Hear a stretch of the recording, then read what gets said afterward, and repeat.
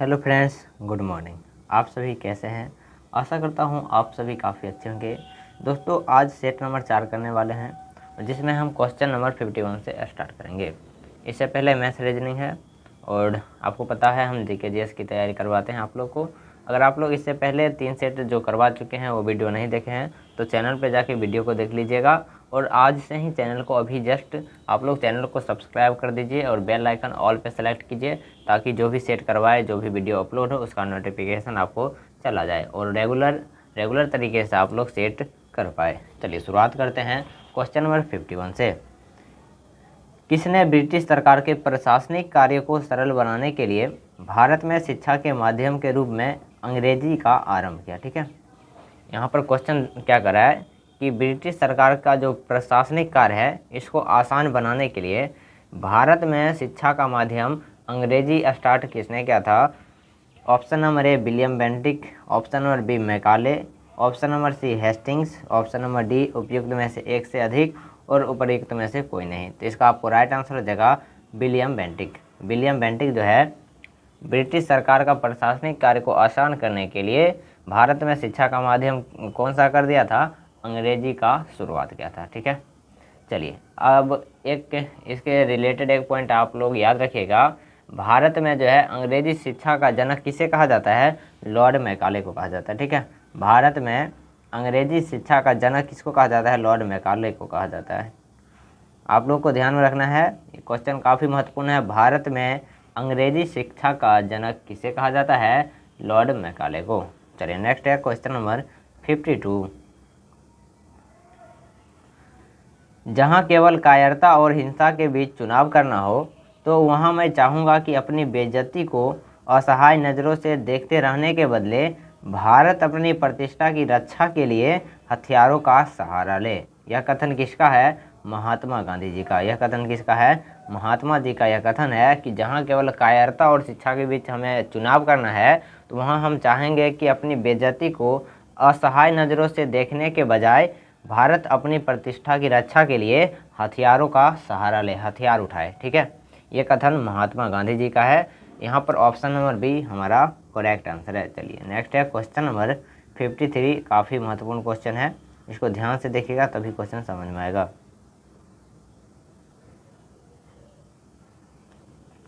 देखिए क्वेश्चन कर रहा है सूची 1 को सूची 2 से सुमेलित कीजिए। सूची 1 को सूची 2 से सुमेलित करना है। यहाँ पर सूची 1 में दिया हुआ है, संस्था का नाम दिया हुआ है और उसके संस्थापक का नाम दिया हुआ है। संस्था का नाम दे दिया है और उसके संस्थापक का नाम दे दिया है। तो चलिए मिलान करते हैं हम। संस्था का युगांतर का जो संस्थापक थे बद्रीनाथ घोष थे। युगांतर के संस्थापक कौन थे? बद्रीनाथ घोष थे। उसके बाद आता है नौजवान सभा। नौजवान सभा के संस्थापक कौन थे? भगत सिंह। नौजवान सभा के संस्थापक कौन थे? भगत सिंह थे। नेक्स्ट है भारतीय सुधार समिति, दादा भाई नौरोजी। भारतीय सुधार समिति के संस्थापक कौन थे? दादा भाई नौरोजी। और उसके बाद डी का अब जो बचा वो, ठीक है। दलित उदार सभा का जो संस्थापक हैं वह है स्वामी सरदानंद। दलित उद्धार सभा के संस्थापक कौन है? स्वामी सरदानंद। तो यहाँ पर हमारा 1 का 3 बी का 1 आता है। देखिए 1 का 3 किस में है? 1 का 3 है ऑप्शन नंबर सी में, तो यहाँ पर सी हमारा राइट आंसर हो जाएगा। आई होप आपको ये क्वेश्चन क्लियर हो गया होगा। चलिए नेक्स्ट क्वेश्चन का रहा है क्वेश्चन नंबर 54। 1923 ईस्वी में चित्तरंजन दास और पंडित मोतीलाल नेहरू ने जिस स्वराज दल का निर्माण किया था उसका मुख्य कार्यक्रम था। ऑप्शन नंबर ए चुनाव जीतकर विधानमंडलों में जाकर सरकार का विरोध, ऑप्शन नंबर बी चुनावों का विरोध, ऑप्शन नंबर सी स्वदेशी वस्तुओं का बहिष्कार, उपयुक्त में से एक से अधिक और उपयुक्त में से कोई नहीं। तो 1923 ईस्वी में चित्तरंजन दास और पंडित मोतीलाल नेहरू ने मिलकर स्वराज दल का निर्माण किए थे, स्वराज दल की स्थापना किए थे और उनका मुख्य उद्देश्य क्या था?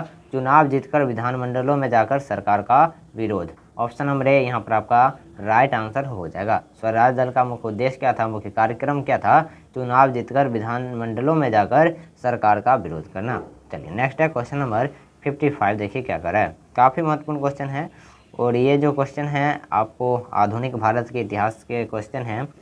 1932 ईस्वी में पूना पैक्ट के अनुसार, 1932 ईस्वी में पूना पैक्ट के अनुसार क्या हुआ था आपको यहाँ पे बताना है। ऑप्शन नंबर ए कांग्रेस और मुस्लिम लीग के सांप्रदायिक निर्वाचन प्रणाली को स्वीकार कर लिया। ऑप्शन नंबर बी, हरिजनों के लिए स्थान आरक्षित हुआ और उसका निर्वाचन हिंदुओं के साथ सम्मिलित क्षेत्रों द्वारा तय हुआ। ऑप्शन नंबर सी, हिंदुओं और मुसलमानों ने अपने मतभेद को समाप्त कर दिया, उपयुक्त में से एक से अधिक और उपयुक्त में से कोई नहीं। तो इसका आपको राइट आंसर हो जाएगा 1932 ईस्वी के पूना पैक्ट के अनुसार हरिजनों के लिए स्थान आरक्षित हुआ था। ऑप्शन नंबर बी, हरिजनों के लिए स्थान आरक्षित हुआ और उनका निर्वाचन हिंदुओं के साथ सम्मिलित क्षेत्रों द्वारा तय हुआ। पूना पैक्ट के अनुसार क्या हुआ था? पूना पैक्ट के अनुसार हरिजनों के लिए स्थान आरक्षित हुआ और उनका निर्वाचन हिंदुओं के साथ सम्मिलित क्षेत्रों द्वारा तय हुआ था। चलिए नेक्स्ट है क्वेश्चन नंबर 56। भारत में ब्रिटिश ईस्ट इंडिया कंपनी की पहली प्रेसिडेंसी कहाँ थी? भारत में ब्रिटिश ईस्ट इंडिया कंपनी की पहली प्रेसिडेंसी कहाँ थी? ऑप्शन नंबर ए, मद्रास में। ऑप्शन नंबर बी, मछलीपट्टनम में। ऑप्शन नंबर सी, सूरत में। उपयुक्त में से एक से अधिक और उपयुक्त में से कोई नहीं। इसका आपको राइट आंसर हो जाएगा सूरत में। ऑप्शन नंबर सी, भारत में ब्रिटिश ईस्ट इंडिया कंपनी की पहली प्रेसिडेंसी कहाँ थी? सूरत में। जब British east India company Bharat आया था तो सबसे पहले उसने 1608 ईस्वी में सूरत में अपना कारखाना स्थापित किया था। सूरत में अपना कारखाना स्थापित किया था। चलिए नेक्स्ट है क्वेश्चन नंबर 57। महात्मा गांधी ने किस आंदोलन के दौरान भूख हड़ताल को सर्वप्रथम सत्याग्रह के रूप में प्रयोग किया? महात्मा गांधी ने किस आंदोलन के दौरान भूख हड़ताल को सर्वप्रथम सत्याग्रह के रूप में प्रयोग किया था? Option number A, Champaran Satyagraha. Option number B, Ahmedabad Satyagraha. Option number C, Khilafat आंदोलन। उपयुक्त में से एक से अधिक और उपयुक्त में से कोई नहीं। इसका आपको राइट आंसर हो जाएगा अहमदाबाद सत्याग्रह। अहमदाबाद सत्याग्रह में महात्मा गांधी ने भूख हड़ताल को सत्याग्रह के रूप में प्रयोग किया था। चलिए नेक्स्ट है क्वेश्चन नंबर 58। आपको अगर वीडियो पसंद आ रही है तो वीडियो को लाइक कर दीजिएगा और वीडियो को शेयर कर दीजिए।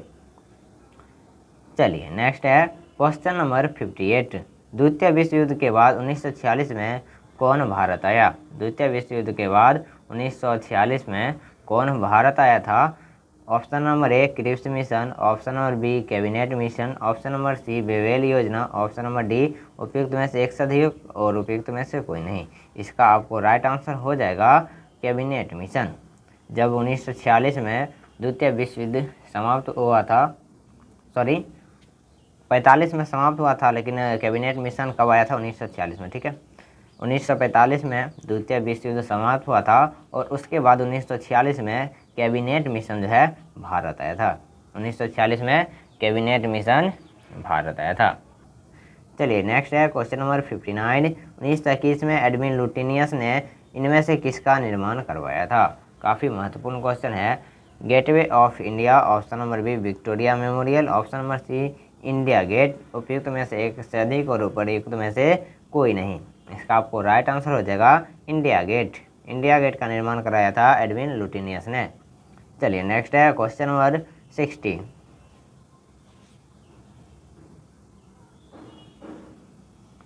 लखनऊ में 1857 के विद्रोह का नेतृत्व किसने किया था? Option number A, V Savarkar. Option number B, Begum Hazrat Mahal. Option number C, Tatya Tope.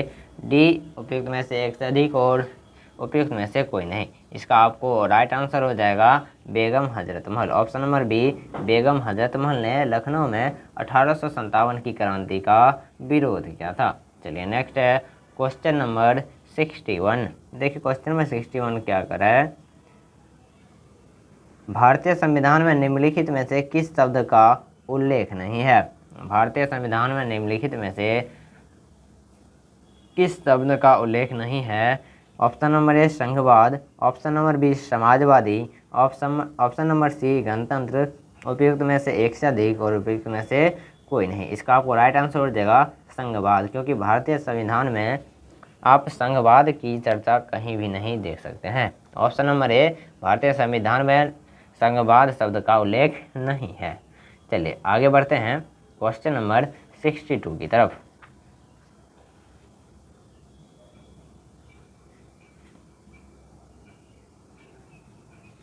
सामूहिक विनाश के हथियार और उसकी वितरण प्रणाली गैर कानूनी गतिविधियों पर पाबंदी संशोधन विधेयक 2022 ने डैश में संशोधन किया है। देखिए क्वेश्चन सबसे पहले हम समझते हैं अच्छे तरीके से, उसके बाद आंसर हो पाएगा। सामूहिक विनाश के हथियार और उसकी वितरण प्रणाली संशोधन विधेयक 2022 ने किस में संशोधन किया है, ठीक है, किस विषय पर संशोधन किया है उसको हम देखते हैं। ऑप्शन नंबर ए दिया हुआ है खतरनाक सामूहिक विनाश के हथियारों पर पाबंदी अधिनियम 2014। ऑप्शन नंबर बी सामूहिक विनाश के हथियारों और उसकी वितरण प्रणाली गैर कानूनी गतिविधियों पर पाबंदी अधिनियम 2005। ऑप्शन नंबर सी हथियार खतरनाक रसायन और विनाश अधिनियम 2010। तो देखिए ये जो संशोधन हुआ है 2022 में, उसमें किस पे संशोधन हुआ है? ऑप्शन नंबर बी सामूहिक विनाश के हथियारों और उनकी वितरण प्रणाली अधिनियम 2005 का संशोधन हुआ, ठीक है। एक बार फिर से देखिए क्वेश्चन क्या कर रहा है, सामूहिक विनाश के हथियार और उसकी वितरण प्रणाली संशोधन विधेयक 2022 ने किस विषय पर संशोधन किया है? तो सामूहिक विनाश के हथियारों और उसकी वितरण प्रणाली अधिनियम 2005 में संशोधन हुआ है। ये एक अधिनियम है, इसमें संशोधन किया गया है 2022 में। चलिए आई होप आपको ये क्वेश्चन अच्छे से समझ में आ गया होगा। नेक्स्ट है क्वेश्चन नंबर 63, भारतीय संविधान का अनुच्छेद 51A डैश से लागू हुआ। देखिए यहाँ पर क्वेश्चन कर रहा है भारतीय संविधान का अनुच्छेद 51 का ए कब से लागू हुआ है? देखिए ऑप्शन है 10 मार्च 1779, ऑप्शन नंबर बी 3 जनवरी 1977, ऑप्शन नंबर सी 11 मार्च 1980। उपर्युक्त में से एक से अधिक और उपयुक्त में से कोई नहीं। तो इसका आपको राइट आंसर हो जाएगा 3 जनवरी 1977। ऑप्शन नंबर बी यहाँ पर आपका राइट आंसर है। भारतीय संविधान का अनुच्छेद 51A कब से लागू हुआ है? 3 जनवरी 1977 से। चलिए नेक्स्ट है क्वेश्चन नंबर 64, भारतीय संविधान में राज्य के नीति निर्देशक सिद्धांतों के संबंध में निम्नलिखित में से कौन सा कथन सही है? ऑप्शन नंबर ए इसे सोवियत संघ से लिया गया है, ऑप्शन नंबर बी ये संविधान के भाग 2 में निर्दिष्ट है, ऑप्शन नंबर सी संविधान की नवीन विशेषता के रूप में वर्णित है, उपयुक्त में से एक से अधिक और उपर्युक्त में से कोई नहीं। तो इसका आपको राइट आंसर हो जाएगा संविधान की नवीन विशेषता के रूप में वर्णित है। ऑप्शन नंबर सी यहाँ पर आपका राइट है। भारतीय संविधान में राज्य के नीति निर्देशक सिद्धांतों के संबंध में निम्नलिखित में से कौन सा कथन सही है? संविधान की नवीन विशेषता के रूप में वर्णित है। ऑप्शन नंबर सी बिल्कुल आपका राइट आंसर है। चलिए नेक्स्ट है क्वेश्चन नंबर 65, काफ़ी महत्वपूर्ण क्वेश्चन है ये पॉलिटी के संविधान से लिया है क्वेश्चन, और काफ़ी महत्वपूर्ण होता है क्योंकि संविधान से बहुत सारे क्वेश्चन आपके एग्जाम में पूछेंगे, लगभग 4-5 क्वेश्चन पूछेंगे। चलिए देखिए,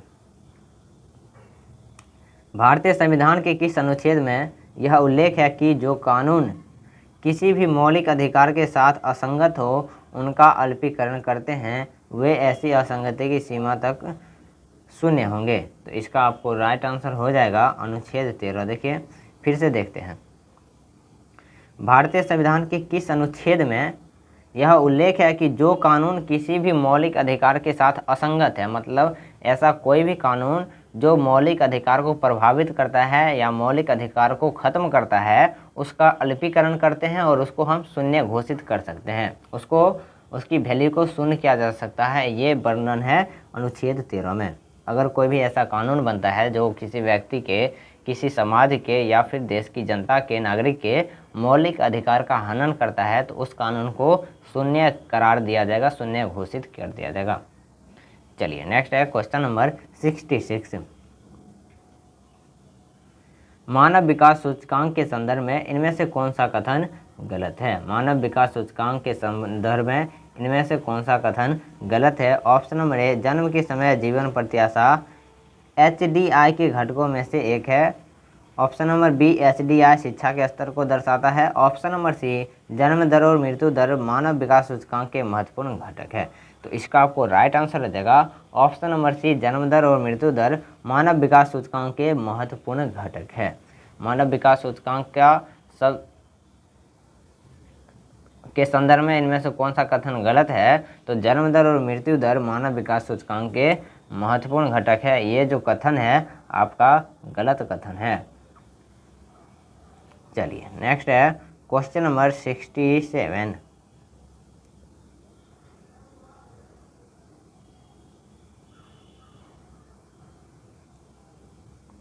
भारत के सबसे ऊंचे जलप्रपातों में से एक जोग जलप्रपात किस नदी का महाजलप्रपात है? शरावती नदी का। ऑप्शन नंबर ए बिल्कुल आपका राइट आंसर है। भारत के सबसे ऊंचे जलप्रपातों में से एक ऐसा जलप्रपात जिसका नाम है जोग जलप्रपात, यह जो जलप्रपात है किस नदी पर है? शरावती नदी पर। एक बार फिर से देखिए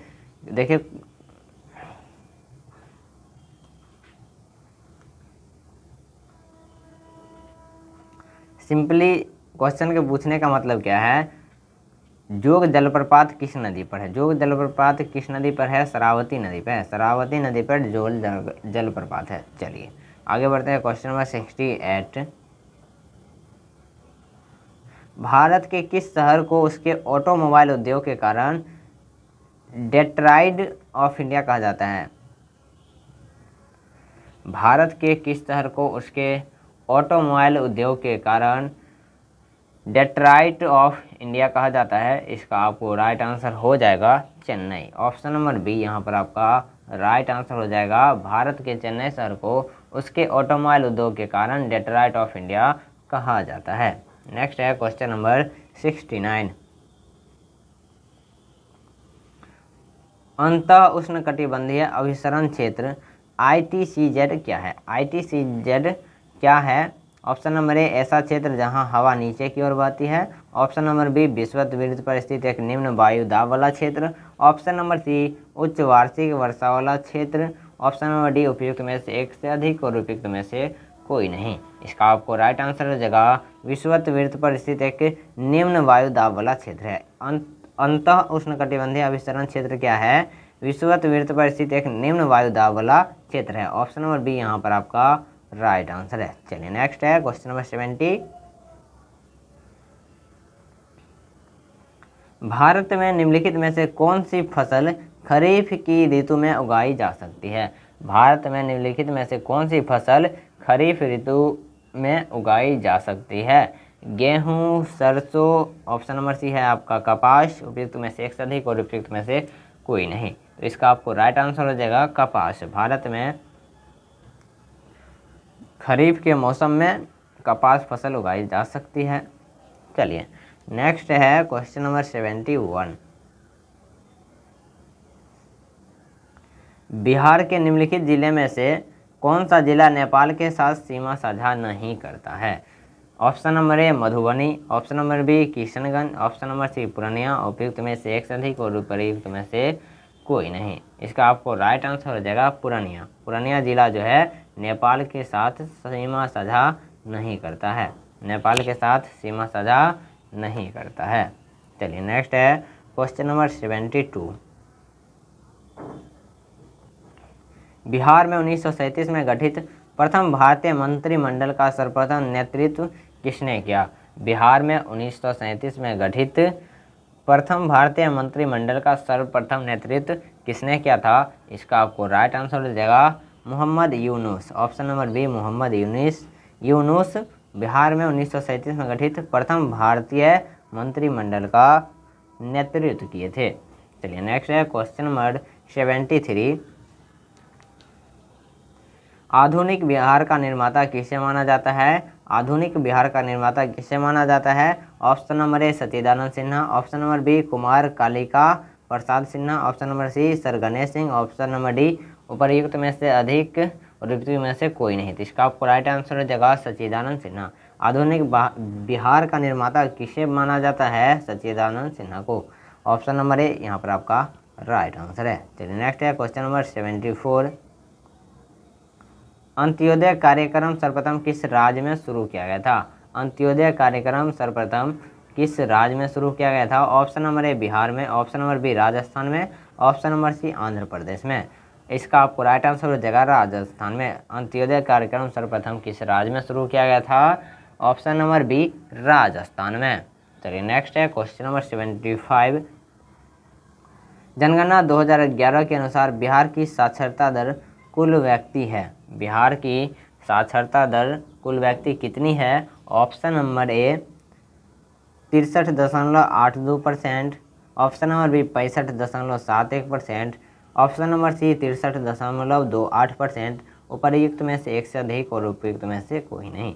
इसका आपको राइट आंसर हो जाएगा उपर्युक्त में से कोई नहीं, क्योंकि 2011 की जनगणना के अनुसार बिहार में साक्षरता दर कुल व्यक्ति कितना था? तो 61.80%, 61.80% था बिहार की साक्षरता दर 2011 की जनगणना के अनुसार। चलिए नेक्स्ट है क्वेश्चन नंबर 76। संयुक्त राष्ट्र महासचिव एंटोनियो गुटेरेस द्वारा किस भारतीय को इंडोनेशिया में संयुक्त राष्ट्र रेजिडेंट समन्वयक नियुक्त किया है? देखिए काफ़ी महत्वपूर्ण क्वेश्चन है और ये करंट अफेयर्स का क्वेश्चन है। संयुक्त राष्ट्र महासचिव एंटोनियो गुटेरेस द्वारा किस भारतीय को इंडोनेशिया में संयुक्त राष्ट्र रेजिडेंट समन्वयक नियुक्त किया है? Option number A Geeta Sabharwal, option number B Ajit Doval, option number C Vivek Agnihotri. इसका आपको राइट आंसर हो जाएगा Geeta Sabharwal. Option number A Geeta Sabharwal को संयुक्त राष्ट्र महासचिव एंटोनियो गुटेरेस द्वारा इंडोनेशिया में संयुक्त राष्ट्र रेजिडेंट समन्वयक नियुक्त किया है, गीता सभरवाल को। चलिए आगे है क्वेश्चन नंबर 77। और अभी तक आप लोग वीडियो को लाइक नहीं किए हैं तो वीडियो को लाइक भी कर दीजिएगा।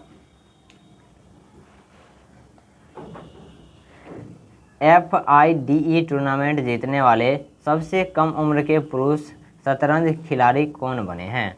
अभी आप लोग को पता होगा, अभी काफ़ी चर्चा में है। FIDE टूर्नामेंट जीतने वाले सबसे कम उम्र के पुरुष शतरंज खिलाड़ी कौन बने हैं? Option number A R Praggnanandhaa, option number B D Gukesh, option number C Arjun Erigaisi, option number D उपर्युक्त में से एक से अधिक और उपयुक्त में से कोई नहीं। तो इसका आपको राइट आंसर हो जाएगा D Gukesh. Option number B यहाँ पर आपका राइट आंसर है। चलिए नेक्स्ट है क्वेश्चन नंबर 78। चलिए नेक्स्ट है क्वेश्चन नंबर 78। देखिए क्वेश्चन नंबर 78 क्या कर रहा है? हाल ही में सेल खिहलंग महोत्सव किस राज्य में मनाया गया है? सेंग खिहलंग महोत्सव किस राज्य में मनाया गया है? Option number A Manipur, option number B Mizoram, option number C Meghalaya. इसका आपको राइट आंसर हो जाएगा ऑप्शन नंबर सी मेघालय। हाल ही में सेंग खिहलंग महोत्सव किस राज्य में मनाया गया है? मेघालय में। चलिए नेक्स्ट है क्वेश्चन नंबर 79। विश्व पृथ्वी दिवस 2024 किस थीम विषय के साथ मनाया गया है? मतलब विश्व पृथ्वी दिवस 2024 किस थीम क्या है? ठीक है, किस विषय के साथ मनाया गया है या विश्व पृथ्वी दिवस 2024 की थीम क्या है? तो इसका आपको राइट आंसर हो जाएगा ग्रह बनाम प्लास्टिक, ग्रह बनाम प्लास्टिक। ऑप्शन नंबर बी यहाँ पर आपका राइट आंसर है। विश्व पृथ्वी दिवस 2024 की थीम क्या है? ग्रह बनाम प्लास्टिक। चलिए नेक्स्ट है क्वेश्चन नंबर 80।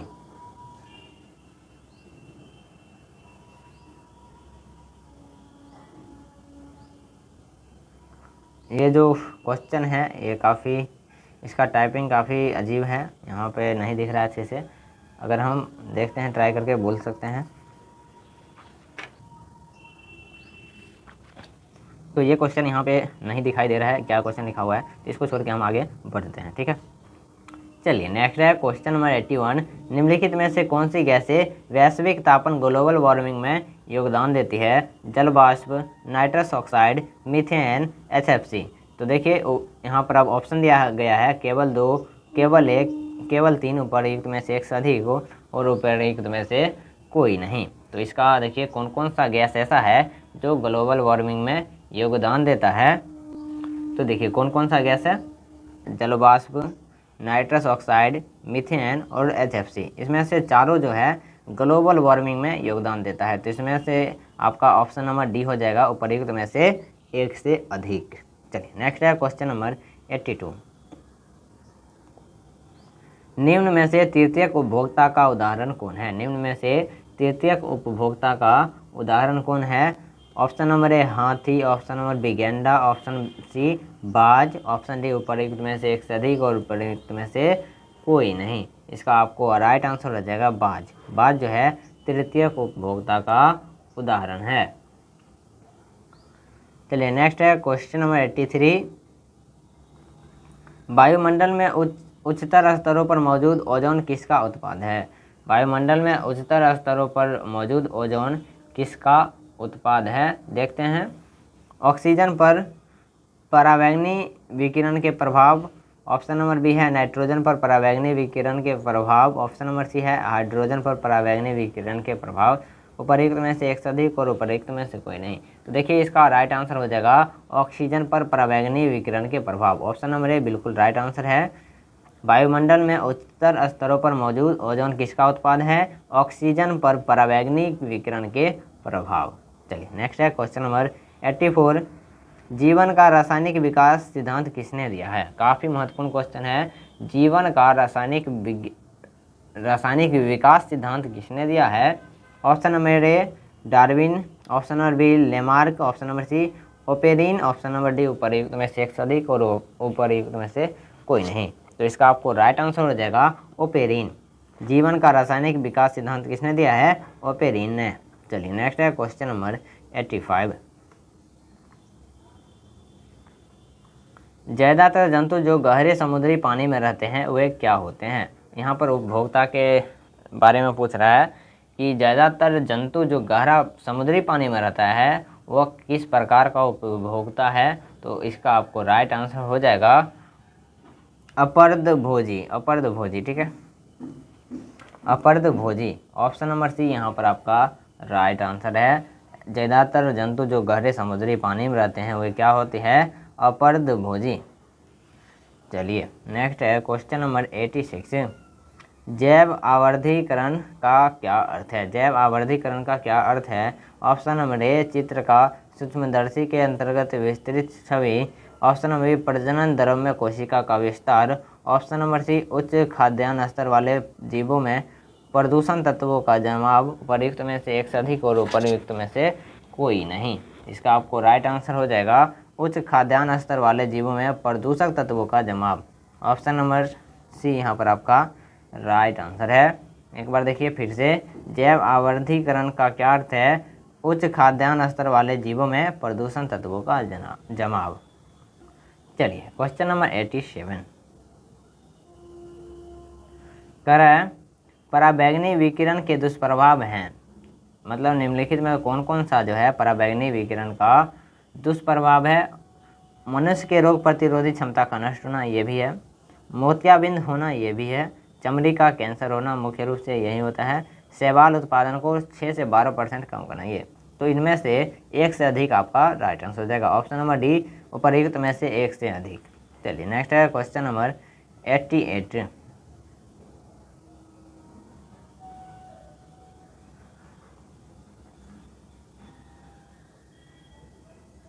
यह पाया गया है कि किसी कांच के प्रिज्म द्वारा श्वेत प्रकाश के वन विक्षेपण के दौरान कोई रंग घटक जितना अधिक मुड़ता है, उस रंग घटक के लिए कांच का अपवर्तनांक उतना ही अधिक होता है। यदि म्यू वाई, म्यू वी और म्यू जी क्रमशः पीले, बैंगनी और हरे प्रकाश के लिए अपवर्तनांक हैं, तो उनके बीच निम्न में से कौन सा संबंध सही नहीं है? देखिए इसका मैं डायरेक्ट आंसर ही बता देता हूँ। इसका आपको राइट आंसर हो जाएगा ऑप्शन नंबर सी, म्यू भी जो है म्यू जी से बड़ा होगा और म्यू जी जो है म्यू वाई से बड़ा होगा। बाकी इसका आप लोग सब्जेक्टिव करना पड़ेगा ताकि आपको अच्छे से समझ में आ जाएगा, ठीक है। इसका सॉल्यूशन आप लोग देख लीजिएगा और यहाँ पे इस स्क्रीन पे तो नहीं कर पाएंगे। चलिए नेक्स्ट है question number 89।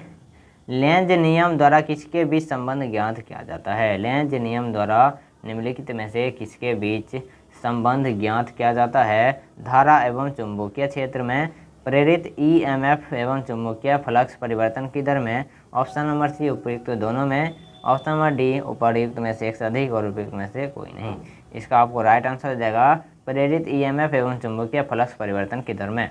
Option number B यहाँ पर आपका राइट आंसर होता है। एक बार फिर से देखते हैं, लेंज नियम द्वारा किसके भी संबंध ज्ञात किया जाता है? प्रेरित ईएमएफ एवं चुंबकीय फ्लक्स परिवर्तन की दर में जो है संबंध ज्ञात किया जाता है। चलिए नेक्स्ट है क्वेश्चन नंबर 90 और ये क्वेश्चन एक बार पहले भी लगभग करवा चुके हैं।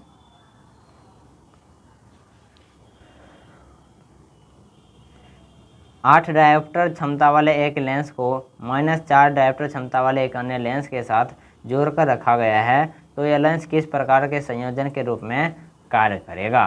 तो इसका आपको राइट आंसर हो जाएगा 25 सेंटीमीटर फोकस दूरी वाले उत्तल लेंस। ऑप्शन नंबर ए यहाँ पर आपका राइट आंसर हो जाएगा।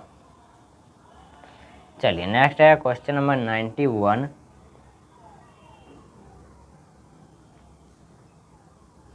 जल के उपचार में ओजोनन की प्रक्रिया को क्या कहते हैं? जल के उपचार में ओजोनन प्रक्रिया को क्या कहा जाता है? इसका आपको राइट आंसर हो जाएगा विसंक्रमण। ऑप्शन नंबर बी यहाँ पर आपका राइट आंसर है। चलिए नेक्स्ट है क्वेश्चन नंबर 92। जब हम आवधिक तालिका के समूहों में नीचे जाते हैं तो क्या होता है? जब हम आवधिक तालिका के समूहों में नीचे जाते हैं तो क्या होता है? तो इसका आपको राइट आंसर हो जाएगा सेल की संख्या बढ़ जाती है। जब हम आवधिक तालिका के समूहों में नीचे जाते हैं तो क्या होता है? सेल की संख्या बढ़ जाती है।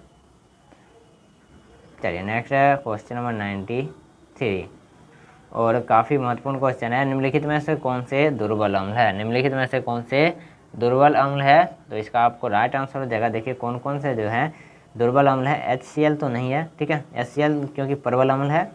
CH3COOH, CH3COOH जो है ये दुर्बल अम्ल है। H2SO4 फिर प्रबल अम्ल है, ये भी नहीं होगा। HNO3 ये भी नहीं होगा। H2CO3 ये आपका हो जाएगा H2CO3। H2CO3 जो है आपका दुर्बल अम्ल है। उसके बाद हो जाएगा H2SO3, ये नहीं होगा, ठीक है। तो देखते हैं इसमें से कौन कौन सा आपका राइट आंसर बनता है।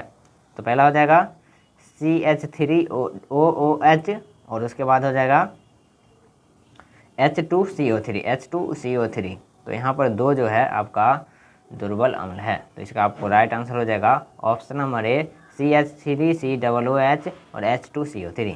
चलिए ऑप्शन नंबर ए आपका राइट आंसर है। चलिए नेक्स्ट है क्वेश्चन नंबर 94। निम्नलिखित में से अर्धसूत्रण के लिए कौन सा कथन सत्य नहीं है? निम्नलिखित में से अर्धसूत्रण के लिए कौन सा कथन सही नहीं है? इसका आपको राइट आंसर तभी मिलेगा जब आप पहले पूरा कथन को पढ़ेंगे। चलिए करा है अर्धसूत्रण 2 चरणों में होता है। अर्धसूत्रण 2 चरणों में होता है, ये कथन आपका सही है। अर्धसूत्रण के परिणाम स्वरूप परिणामों कोश में गुणसूत्रों की संख्या दोगुनी हो जाती है, ये कथन आपका बिल्कुल गलत है। तो मेरा राइट आंसर यहाँ पर मिल गया। ऑप्शन नंबर बी यहाँ पर आपका राइट आंसर है कि अर्धसूत्रण के लिए कौन सा कथन सही नहीं है? तो अर्धसूत्रण के परिणाम स्वरूप परिणामों कोशों में गुणसूत्रों की संख्या दोगुनी हो जाती है, ये जो कथन है आपका बिल्कुल गलत कथन है। चलिए 94 का राइट आंसर हो जाएगा ऑप्शन नंबर बी। आगे है क्वेश्चन नंबर 95। देखिए क्वेश्चन नंबर 95 क्या कर रहा है। खाना बनाने व स्वाद हेतु प्रयोग किया जाने वाला अदरक एक राइजोम है जो निम्न में क्या होते हैं? देखिए खाना बनाने और स्वाद के लिए जो प्रयोग किया जाता है अदरक एक राइजोम है और यह क्या होता है? तो इसका आपको राइट आंसर हो जाएगा भूमिगत तना होता है। राइजोम अदरक जो है एक भूमिगत तना होता है, ठीक है। चलिए आगे बढ़ते हैं क्वेश्चन नंबर 96।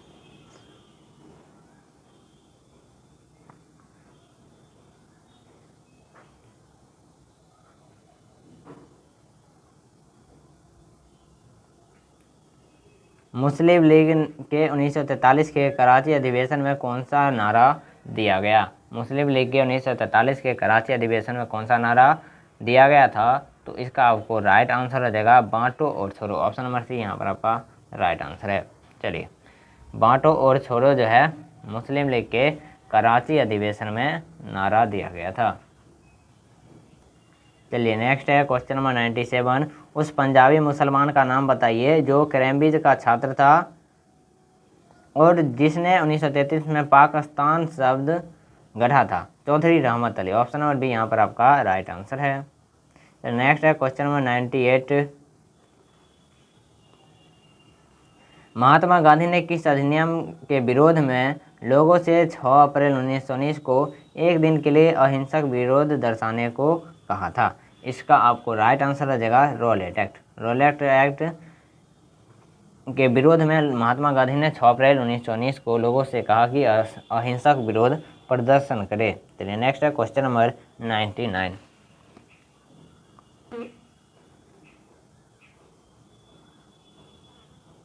काफ़ी महत्वपूर्ण क्वेश्चन है। भारतीय स्वतंत्रता संग्राम के दौरान दिल्ली चलो का नारा किसने दिया था? सुभाष चंद्र बोस ने। ऑप्शन नंबर बी यहाँ पर आपका राइट आंसर है। भारतीय स्वतंत्रता संग्राम के दौरान दिल्ली चलो का नारा किसके द्वारा दिया गया था? सुभाष चंद्र बोस जी के द्वारा। नेक्स्ट है क्वेश्चन नंबर 100। भारत के किस वायसराय ने देसी भाषा प्रेस अधिनियम का प्रस्ताव दिया था?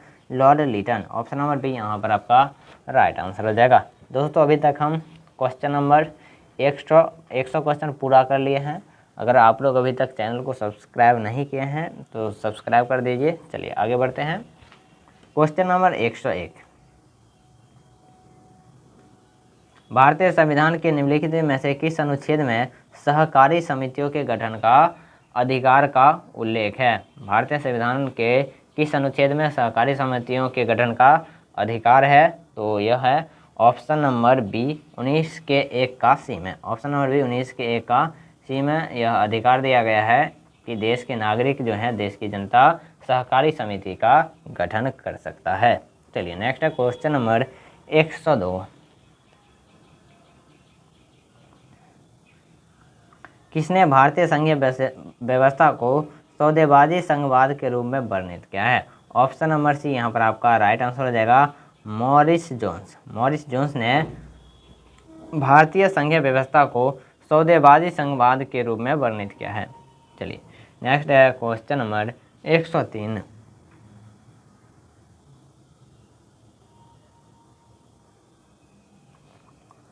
भारतीय संविधान के संदर्भ में कथनों पर विचार कीजिए। भारत के संविधान सभा का विचार एम.एन. राय ने सर्वप्रथम 1934 में दिया था। ये कथन आपका बिल्कुल सही है। नेक्स्ट है ब्रिटिश सरकार ने सर्वप्रथम क्रिप्स मिशन द्वारा भारत के लिए संविधान भारतीयों द्वारा बनाया जाएगा यह स्वीकार किया था? बिल्कुल नहीं। ऑप्शन नंबर बी जो है यहाँ पर आपका गलत होता है। फिर है संविधान सभा में हैदराबाद रियासत से 7 सदस्य भाग लिया था। ये भी आपका कथन गलत होता है। उसके बाद है संविधान सभा का कुल 11 सत्र हुआ था। ऑप्शन ये स्टेटमेंट 4 जो है आपका सही है कि संविधान सभा का कुल 11 सत्र हुआ था। ऑप्शन नंबर बी 1 और 4 आपका राइट आंसर हो जाएगा। और ये जो स्टेटमेंट है इस पर एक लॉन्ग वीडियो आएगा कि संविधान सभा का कुल 11 अधिवेशन हुआ था या 12 हुआ था। इसको हम नेक्स्ट वीडियो जो आएगा लॉन्ग वीडियो में हम क्लियर कर देंगे। आज वो वीडियो अपलोड कर देंगे। ठीक है, आप लोग चैनल को सब्सक्राइब करके बेल आइकन को ऑल पे सेलेक्ट कीजिए ताकि अगर वीडियो अपलोड हो तो उसका नोटिफिकेशन आपको चला जाए। चलिए आगे बढ़ते हैं, फिलहाल सेट करते हैं। चलिए नेक्स्ट है क्वेश्चन नंबर 104। भारत के संविधान में निम्नलिखित में से किस संशोधन का संबंध पंचायती राज एवं नगर पालिका की संस्था से है? तो इसका आपको राइट आंसर हो जाएगा 73वां और 74वां। देखिए ऑप्शन नंबर सी यहाँ पर आपका राइट आंसर हो जाएगा केवल 3 और 4 दोनों। केवल 3 और 4 दोनों जो 73वां और 74वां संविधान संशोधन हुआ था उसका संबंध किससे था? पंचायती राज और नगर पालिका की संस्था से था। नेक्स्ट है क्वेश्चन नंबर 105। देखिए काफ़ी महत्वपूर्ण क्वेश्चन है। भारत का राष्ट्रपति किसको संबोधित करके अपना त्यागपत्र अपने हाथ से लिखकर दे सकता है? उपराष्ट्रपति को। देखिए भारत के राष्ट्रपति किसको अपना त्यागपत्र देंगे? उपराष्ट्रपति को। चलिए नेक्स्ट है क्वेश्चन नंबर 104। 2011-12 तक भारत के प्राथमिक क्षेत्र में कार्यरत महिलाओं का प्रतिशत कितना था? 2011 से 12 तक भारत में जो प्राथमिक क्षेत्र में कार्य करने वाली महिला हैं उनका प्रतिशत कितना था? तो 62.8%। 62.8% महिलाएं जो हैं भारत में प्राथमिक क्षेत्र में कार्यरत हैं, मतलब भारत में प्राथमिक क्षेत्र में लगी हुई है। चलिए नेक्स्ट है क्वेश्चन नंबर 107। मनाली को लाहौल स्पीति घाटी से जोड़ने वाली सुरंग कौन सी है? अटल रोड सुरंग। ऑप्शन नंबर ए यहाँ पर आपका राइट आंसर है। अटल रोड सुरंग जो है मनाली को लाहौल स्पीति घाटी से जोड़ती है। चलिए नेक्स्ट है क्वेश्चन नंबर 108। कौन सी नदी टुमकर जिले में देवरायन दुर्ग पहाड़ी के दक्षिणी भाग से निकलती है और कावेरी में मिलने से पहले लगभग 221 किलोमीटर तक बहती है? इसका आपको राइट आंसर हो जाएगा शिमसा नदी। शिमसा नदी। ऑप्शन नंबर बी यहाँ पर आपका राइट आंसर है। चलिए नेक्स्ट है क्वेश्चन नंबर 109। क्वेश्चन नंबर 109 देखते हैं क्या कर रहा है। अंडमान और निकोबार द्वीप समूह में स्लैश एंड बर्न कृषि को क्या कहते हैं। अंडमान और निकोबार द्वीप समूह में स्लैश एंड बर्न कृषि को क्या कहा जाता है। तो इसका आपको राइट आंसर हो जाएगा डीपा। ऑप्शन नंबर सी यहाँ पर आपका राइट आंसर है, डीपा। चलिए नेक्स्ट है क्वेश्चन नंबर 110। इनमें से कौन सा जल डमरू मध्य भारत के तमिलनाडु को श्रीलंका के मन्नार की खाड़ी से अलग करता है। तो इसका आपको राइट आंसर हो जाएगा पाक जल डमरू मध्य। पाक जल डमरू मध्य जो है भारत के तमिलनाडु को श्रीलंका के मन्नार खाड़ी से अलग करता है। चलिए नेक्स्ट है क्वेश्चन नंबर 111। इंडियन, अच्छे से देखते हैं, इंडियन मिनरल्स ईयरबुक 2020 के अनुसार भारत में मैग्नीज का सर्वाधिक उत्पादन किस राज्य में होता है। तो मध्य प्रदेश में। ऑप्शन नंबर बी यहाँ पर आपका राइट आंसर हो जाएगा। इंडियन मिनरल्स ईयरबुक 2020 के अनुसार भारत में मैग्नीज का सबसे अधिक उत्पादन किस राज्य में होता है। मध्य प्रदेश में होता है। नेक्स्ट है क्वेश्चन नंबर 112। किसी व्यक्ति के 10 रुपये का सिक्का रखने के लिए तैयार होने के पीछे का क्या कारण है। किसी व्यक्ति के 10 रुपये का सिक्का रखने के लिए तैयार होने के पीछे का क्या कारण है। इसका आपको राइट आंसर हो जाएगा इसका मूल्य जारी करने वाले प्राधिकरण द्वारा समर्थित होता है। कोई भी व्यक्ति 10 रुपये का सिक्का क्यों रखेगा, क्योंकि इसका मूल्य जारी करने वाले प्राधिकरण द्वारा समर्थित होता है। चलिए नेक्स्ट है क्वेश्चन नंबर 113।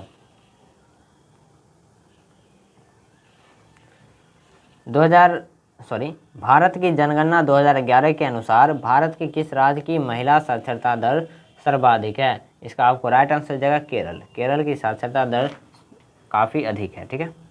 और भारत की जनगणना 2011 के अनुसार भारत की किस राज्य की महिला साक्षरता दर सर्वाधिक है, केरल की। चलिए नेक्स्ट है क्वेश्चन नंबर 114। देखिए क्या कह रहा है।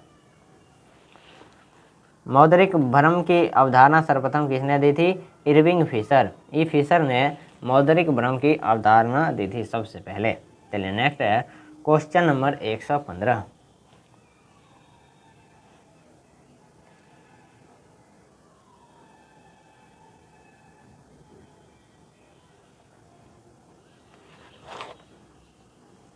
दो अक्टूबर को डैश के रूप में मनाया जाता है। 2 अक्टूबर को अंतर्राष्ट्रीय अहिंसा दिवस के रूप में मनाया जाता है। 2 अक्टूबर को अंतर्राष्ट्रीय अहिंसा दिवस के रूप में मनाया जाता है। चलिए नेक्स्ट है क्वेश्चन नंबर 116। निम्न में से किस भारतीय खिलाड़ी को टाइम मैगजीन ने 2024 में सबसे प्रभावशाली 100 लोगों की सूची में शामिल किया है। साक्षी मलिक को। ऑप्शन नंबर बी यहाँ पर आपका राइट आंसर है। बट बहुत ही दुख की बात है कि भारत में ऐसे ऐसे महान व्यक्ति के साथ क्या होता है। आप लोगों को साक्षी मलिक के बारे में पता होगा, अभी जो इनका केस चल रहा है, ठीक है। साक्षी मलिक जो आरोप लगाई है इस पर कोई सुनवाई अभी तक नहीं हो रहा है, तो ये बहुत ही दुख की बात है, ठीक है। चलिए फिलहाल हम आगे बढ़ते हैं क्वेश्चन नंबर 117।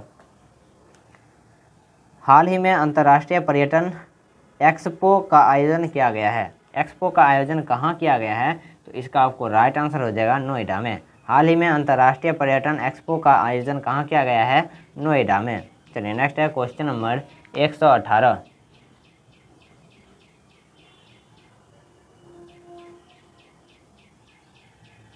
खेलो इंडिया यूनिवर्सिटी गेम 2024 का आयोजन कहाँ किया गया है। खेलो इंडिया यूनिवर्सिटी गेम्स 2024 का आयोजन कहाँ किया गया है। मणिपुर, असम, मेघालय, उपरयुक्त में से एक से अधिक और उपरयुक्त में से कोई नहीं। तो इसका आपको राइट आंसर हो जाएगा उपरयुक्त में से एक से अधिक, क्योंकि खेलो इंडिया यूनिवर्सिटी गेम्स का आयोजन कहाँ कहाँ किया गया है। अरुणाचल प्रदेश, इसमें तो दिया भी नहीं है। अरुणाचल प्रदेश, असम, मेघालय, मिजोरम, सिक्किम, नागालैंड और त्रिपुरा। तो इसमें से एक से अधिक आपका राइट आंसर हो जाएगा। चलिए नेक्स्ट है क्वेश्चन नंबर 119। जलवायु परिवर्तन सम्मेलन, एक सेकंड, चलिए। जलवायु परिवर्तन सम्मेलन COP28 का आयोजन 30 नवंबर से 12 दिसंबर 2023 तक कहाँ आयोजित किया गया था। इसका आपको राइट आंसर हो जाएगा संयुक्त अरब अमीरात। संयुक्त अरब अमीरात में जलवायु परिवर्तन सम्मेलन COP28 का आयोजन 30 नवंबर से 12 दिसंबर तक कहाँ आयोजित किया गया था? संयुक्त अरब अमीरात में। चलिए नेक्स्ट है क्वेश्चन नंबर 120। वर्तमान में नेशनल स्कूल ऑफ ड्रामा का अध्यक्ष कौन है? Paresh Rawal. Option number B यहाँ पर आपका राइट आंसर हो जाएगा। वर्तमान में नेशनल स्कूल ऑफ ड्रामा का अध्यक्ष कौन है? परेश रावल। नेक्स्ट है क्वेश्चन नंबर 121।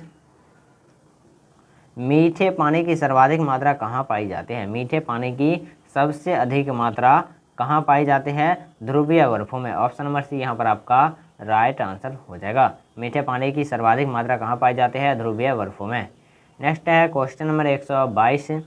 समुद्र के पानी के अलवणीकरण के लिए इस्तेमाल किए जाने वाले तकनीकों में से एक कौन सा है? इसका आपको राइट आंसर हो जाएगा आसवन। आसवन एक ऐसी तकनीक है जिसके द्वारा समुद्र के पानी को अलवणीकरण किया जाता है। चलिए नेक्स्ट है पर्माकल्चर किसका पर्याय है? पारिस्थितिकी कृषि का। पर्माकल्चर किसका पर्याय है? पारिस्थितिकी कृषि का। नेक्स्ट है पर्यावरण का पहला संयुक्त राष्ट्र सम्मेलन कहाँ आयोजित हुआ था? पर्यावरण का सबसे पहला संयुक्त राष्ट्र सम्मेलन कहाँ आयोजित हुआ था? इसका आपको राइट आंसर हो जाएगा स्टॉकहोम में। ऑप्शन नंबर बी स्टॉकहोम में संयुक्त राष्ट्र सम्मेलन आयोजित हुआ था पर्यावरण के क्षेत्र के लिए। पर्यावरण के को ध्यान में रखते हुए संयुक्त राष्ट्र सम्मेलन आयोजित हुआ था स्टॉकहोम में। नेक्स्ट है क्वेश्चन नंबर 125। नर्मदा बचाओ आंदोलन किसके नेतृत्व में हुआ था? नर्मदा बचाओ आंदोलन किसके नेतृत्व में हुआ था? मेधा पाटेकर। ऑप्शन नंबर सी यहाँ पर आपका राइट आंसर हो जाएगा। नर्मदा बचाओ आंदोलन किसके नेतृत्व में हुआ था? मेधा पाटेकर। नेक्स्ट है क्वेश्चन नंबर 126। कार्बन व्यापार संकल्पना का प्रतिपादन किसके तहत हुआ है? कार्बन व्यापार संकल्पना का प्रतिपादन किसके तहत हुआ है? इसका आपको राइट आंसर हो जाएगा Kyoto Protocol. Option number B आपका राइट आंसर हो जाएगा। कार्बन व्यापार संकल्पना का प्रतिपादन क्योटो प्रोटोकॉल के तहत हुआ है। तो नेक्स्ट है क्वेश्चन नंबर 127। निम्न में से कौन सा गैसों के अणु गति सिद्धांत का अभिगृहित नहीं है? निम्न में से कौन सा गैसों के अणु गति सिद्धांत का अभिगृहित नहीं है? ऑप्शन नंबर ए गैस के अणुओं द्वारा घेरा गया आयतन नगण्य होता है। ऑप्शन नंबर बी सभी अणुओं की चाल समान होती है। ऑप्शन नंबर सी अणुओं के मध्य संघटन प्रत्यास्थ होता है। ऑप्शन नंबर डी उपयुक्त में से एक से अधिक और उपयुक्त में से कोई नहीं। इसका आपको राइट आंसर हो जाएगा सभी अणुओं की चाल समान होती है। ऑप्शन नंबर बी यहाँ पर आपका राइट आंसर है। चलिए नेक्स्ट है क्वेश्चन नंबर 128। यह दर्शाने के लिए कि एक सरल लोलक सरल आवर्त गति कर रहा है क्या मानना आवश्यक है? तो देखिए ऑप्शन नंबर ए लोलक की लंबाई कम होती है। ऑप्शन नंबर बी लोलक का द्रव्यमान कम होता है। ऑप्शन नंबर सी लोलक का आयाम कम होता है। ऑप्शन नंबर डी उपयुक्त में से एक से अधिक और उपयुक्त में से कोई नहीं। तो इसका आपको राइट आंसर हो जाएगा दोलन का आयाम कम होता है। ऑप्शन नंबर सी दोलन का आयाम कम होता है। ये आपका राइट आंसर है। नेक्स्ट है क्वेश्चन नंबर 129। किसी तनी हुई डोरी में अनुप्रस्थ तरंग की चाल क्या होती है? किसी तनी हुई डोरी में अनुप्रस्थ तरंग की चाल क्या होती है? देखिए ऑप्शन नंबर ए डोरी में तनाव के अनुक्रमानुपाती होती है। ऑप्शन नंबर बी तनाव के वर्गमूल के अनुक्रमानुपाती होती है। ऑप्शन नंबर सी तनाव के व्युत्क्रमानुपाती होती है। ऑप्शन नंबर डी उपयुक्त में से एक से अधिक और उपयुक्त में से कोई नहीं। तो इसका आपको राइट आंसर हो जाएगा तनाव के वर्गमूल के अनुक्रमानुपाती होती है। ऑप्शन नंबर बी यहाँ पर आपका राइट आंसर है। किसी तनी हुई डोरी में अनुप्रस्थ तरंग की चाल क्या होती है? तनाव के वर्गमूल के अनुक्रमानुपाती होती है। चलिए नेक्स्ट है क्वेश्चन नंबर 130। निम्नलिखित में से कौन सा कोलाइड का गुण नहीं है? निम्नलिखित में से कौन सा कोलाइड का गुण नहीं है? ऑप्शन नंबर ए कोलाइड विषमांगी मिश्रण है, ये सही है। कोलाइड इससे गुजरने वाले प्रकाश पुंज को परिकिरणित नहीं कर सकता है, ये जो है कोलाइड का गुण नहीं है। ऑप्शन नंबर बी यहाँ पर आपका राइट आंसर है।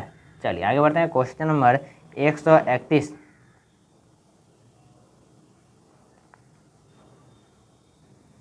मुद्रण आलियों में प्रयुक्त टाइप धातु किसका मिश्र धातु है? मतलब प्रिंटिंग प्रेस में प्रयुक्त टाइप धातु किसका मिश्र धातु है? इसका आपको राइट आंसर हो जाएगा सीसा टिन और एंटीमनी, एंटीमनी टीन और सीसा का मिश्र धातु है।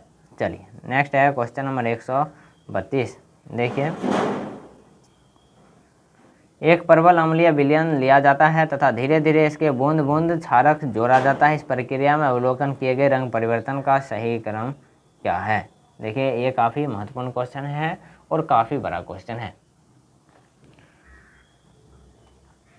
एक परवल अम्लीय विलयन लिया जाता है तथा धीरे धीरे इससे बूंद बूंद क्षारक जोड़ा जाता है।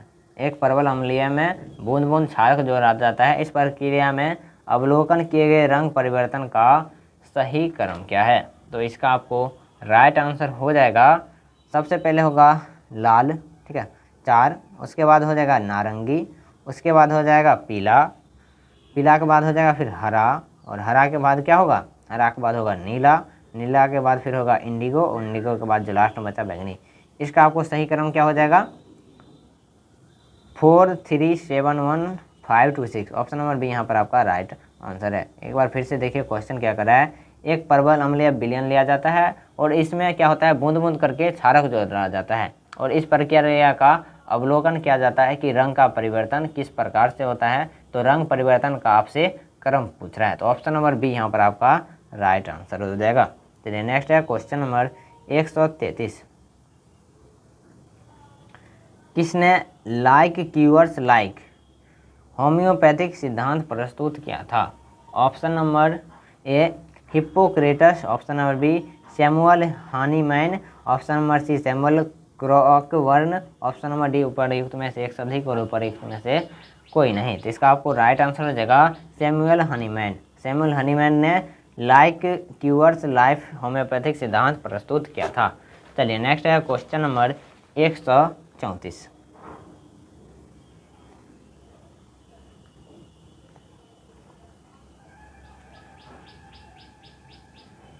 निम्नलिखित में से कौन सा कथन सत्य है?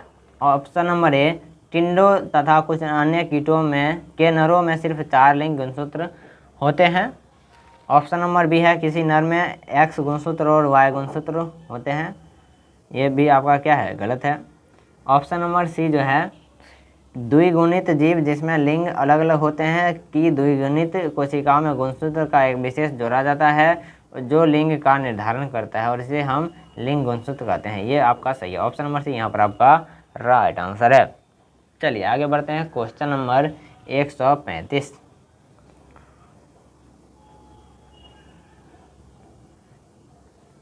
निम्नलिखित में से कौन सा एंजाइम रक्त का थक्का बनाने में सहायता करता है? काफ़ी महत्वपूर्ण क्वेश्चन है कि निम्नलिखित में से कौन सा एंजाइम रक्त का थक्का बनने में सहायता करता है। इसका आपको राइट आंसर हो जाएगा ट्रिप्टेस। ऑप्शन नंबर सी यहाँ पर आपका राइट आंसर हो जाएगा। ट्रिप्टेस जो है एंजाइम रक्त का थक्का बनने में सहायता करता है। ट्रिप्टेस एंजाइम जो है रक्त को थक्का बनाने में मदद करता है। तो दोस्तों यहाँ हमारा जीके जीएस समाप्त होता है, और आपको वीडियो कैसी लगी कमेंट करके बता दीजिएगा, और लाइक शेयर और सब्सक्राइब करके रखिए ताकि जो भी सेट आपको करवाएं, जो भी वीडियो अपलोड हो उसका नोटिफिकेशन आपको मिल जाएगा।